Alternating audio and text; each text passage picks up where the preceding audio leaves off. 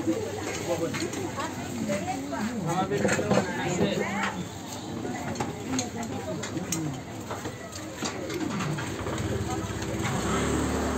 teman-teman, selamat pagi. Semoga kita semua sehat selalu ini. Saya lagi berada di pantai Sinu.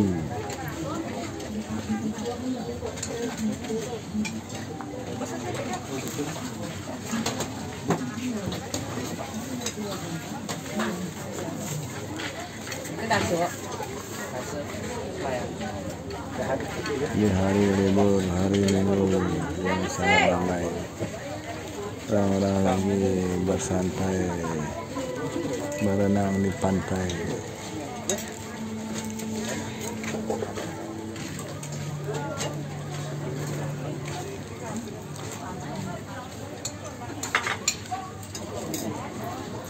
Habis renang di pantai, makan dulu di warung yang roti.